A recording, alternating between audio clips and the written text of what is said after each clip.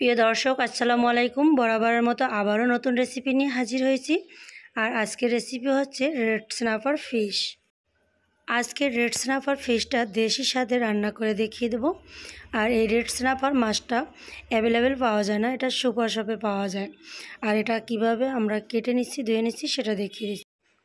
তো আমার ভাই সুপার শপ থেকে একটা রেড স্ন্যাপার ফিশ নিয়ে এসেছে।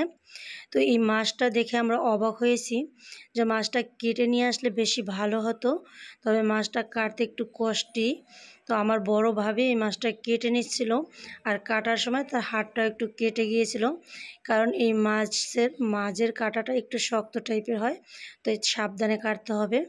তো এভাবে আঁশগুলো এবং কাঁটাগুলো খুলে নিতে হবে, তারপর মাছটাকে যার যার পছন্দ অনুপাতে কেটে নেবে। তো আমরা যেহেতু দেশি স্টাইলে মাছটাকে রান্না করব, তাই সাধারণভাবে যে মাছ কাটি আমরা ওইভাবেই কেটে নিচ্ছি। আর মাছগুলোকে এভাবে পিস পিস করে কেটে ভালোভাবে ধুয়ে লবণ পানি দিয়ে ভালোভাবে পরিষ্কার করে নিচ্ছি। এবার এখান থেকে কয়েক পিস মাছ রান্না করব। মাছটাকে প্রথমে হলুদ মরিচ এবং লবণ দিয়ে মেখে নিচ্ছি, আর মাছগুলোকে প্রথমে ভেজে নেব। তো ভাবি আমি দুজনে মিলেই কাজগুলো করেছি। তো এভাবে মেখে নিচ্ছি। এবার চুলায় একটা কড়াই বসিয়ে দিচ্ছি, কড়াইয়ে দিয়েছি তেলটা গরম হয়ে গেলে এর ভিতরে মাছগুলোকে দিয়ে ভেজে নেব। একটা সাইড যখন হয়ে যাবে অপর সাইড উলট পালট করে দিয়ে মাছগুলোকে একটু হালকা লাল লাল করে ভেজে নেব। খুব বেশি কড়া করে ভেজে নেওয়ার প্রয়োজন নেই, হালকা ভাজলেই হবে। তো এই তো সবগুলো মাছ আমার ভাজা হয়ে গিয়েছে। এবার রান্নার জন্য অন্য একটা কড়াইয়ে যে ভাজার তেল আছে সেই তেলটাকে প্রথমে নিয়ে নিচ্ছি। তো এবার আমি আরও একটু তেলের সাথে অ্যাড করে দিচ্ছি, আর 2টার মতো পেঁয়াজ কুচি দিয়ে একটু হালকা ব্রাউন করে ভেজে নিচ্ছি।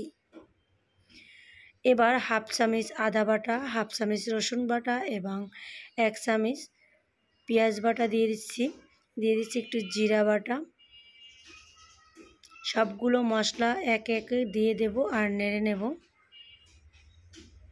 দিয়ে দিচ্ছি সামান্য ধনিয়ার গুঁড়ো, 1/2 চামচের মতো হলুদ গুঁড়ো, 1 চামচ মরিচ গুঁড়ো।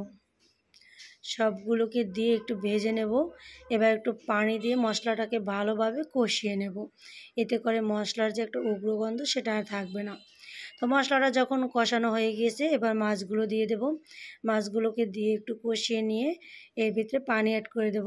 তো আমি এর সাথে একটা টমেটো অ্যাড করছি আর কিছুটা কাঁচামরিচ দিয়ে দেব। তো এই তো এবার ঝোলটা গাঢ় হওয়া পর্যন্ত অপেক্ষা করব। আশা করছি আজকের রেসিপি ভালো লাগবে। ভালো লাগলে চ্যানেলটি সাবস্ক্রাইব করে পাশে থাকার অনুরোধ রইল। ভিডিওটি ফেসবুক পেজে দেখে থাকলে পেজটিকে ফলো করে রাখবে। তো মাছটা যখন ঝোলটা গাঢ় হয়ে গিয়েছে ওই পর্যায়ে চুলা থেকে নামিয়ে নেব। নামানোর আগে একটু ভাজা জিরের গুঁড়ি দিয়ে দিচ্ছি, হাতের কাছে ধনিয়া পাতা থাকলে সেটাও দিয়ে দিতে পারবে। এই তো মাছটা এবার পরিবেশন প্লেটে তুলে নিচ্ছি, আর দেখে নিচ্ছি বুঝতে পেরেছো কতটা সুন্দর এবং ইয়ামি হয়েছে। এই মাছগুলো সামুদ্রিক মাছ, এগুলো খাওয়া খুবই ভালো। মাঝে মাঝে বাচ্চাদেরকে এগুলো খাওয়ানো উচিত, তাই চেষ্টা করবে মাঝে মাঝে এভাবে বাচ্চাদের রেড ফিশ বা যে কোনো সামুদ্রিক মাছ মাসে একবার হলেও খাওয়ানো উচিত, কিংবা সপ্তাহে। তো ভিডিওটি কেমন লাগলো অবশ্যই কমেন্ট বক্সে কমেন্টস করে জানিয়ে দেবে, আর লাইক শেয়ার করে দেবে। আর আজ এই পর্যন্ত বিদায় নিচ্ছি, দেখা হবে অন্য কোনো ভিডিওতে। সেই পর্যন্ত সবাই ভালো থাকবেন। আল্লাহ হাফেজ।